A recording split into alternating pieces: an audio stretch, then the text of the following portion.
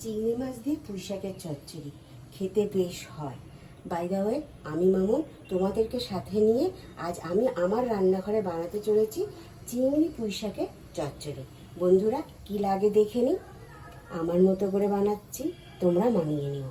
আমি এই দুটো লঙ্কা জিরে ফোড়ন দেব, তারপরে দেব রসুন ফোড়ন, কুচনো পেঁয়াজ, আর এটা আমি পরে ব্যবহার করব কাঁচা লঙ্কা।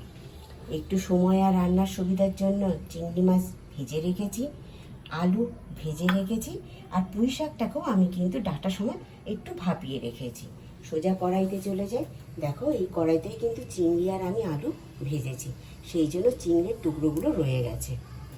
এইবার প্রথম অবস্থায় আমি দিয়ে দেব একটা শুকনো লঙ্কা ফাটিয়ে, একটু নাড়িয়ে নেব।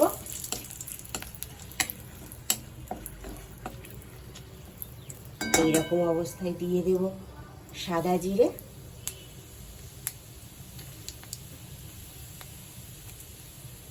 আবারও একটু নাড়িয়ে নেব।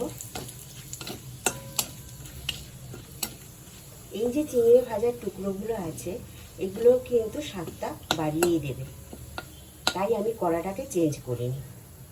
আচ্ছা, এইবার আমি দেব রসুন কুচনো,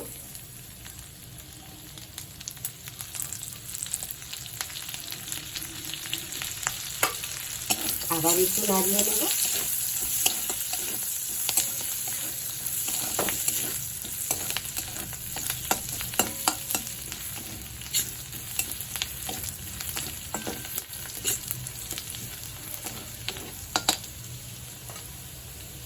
এইবার দেব পেঁয়াজ কুচো,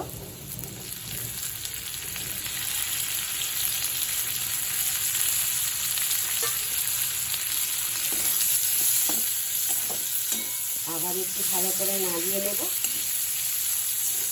এই পেঁয়াজটা ভালো করে ভাজা হওয়া পর্যন্ত অপেক্ষা করব। বন্ধুরা, পেঁয়াজ ভাজা হয়ে গেছে, রসুন আর পেঁয়াজ কিন্তু ভালো করে ভেজে নিয়ে নিয়েছি। এইরকম অবস্থায় আমি দিয়ে দেব ভাজা আলুগুলো,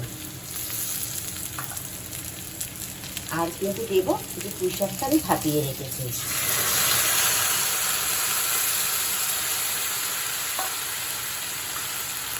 একটু সব কিছু নামিয়ে দেব।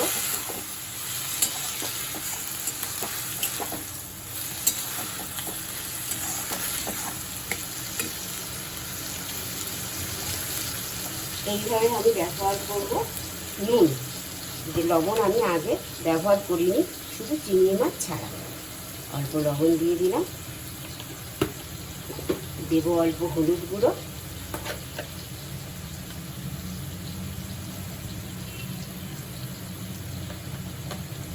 আর দেব সামান্য জিরে গুঁড়ো দিয়ে দিলাম। আবার সব কিছু মেশাতে দেব।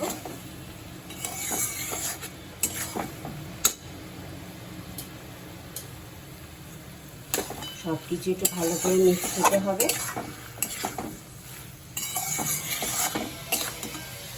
চচ্চড়ি তো খেতে ভীষণই ভালো লাগে, আর সেটা যদি পুঁই শাক আর তার সাথে পরে চিংড়ি মাছ। বন্ধুরা, এটা আমি আমার পদ্ধতিতে বানালাম।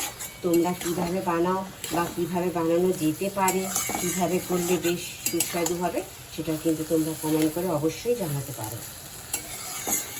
এইটা আমি ভালো করে মিশিয়ে নেব, মিনিট 2 হতে দেব।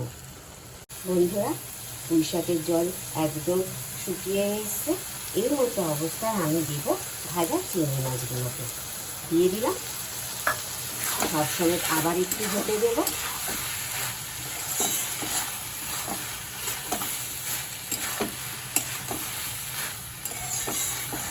এটার সঙ্গে একটু কুমড়ো দেওয়া যেত, কিন্তু আমি শুধু আজকে পুঁই শাক দিয়ে বানালাম।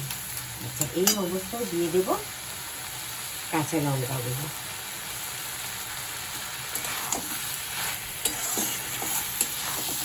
রান্না প্রায় শেষের মুখে, এবার আমার যাওয়ার পালা।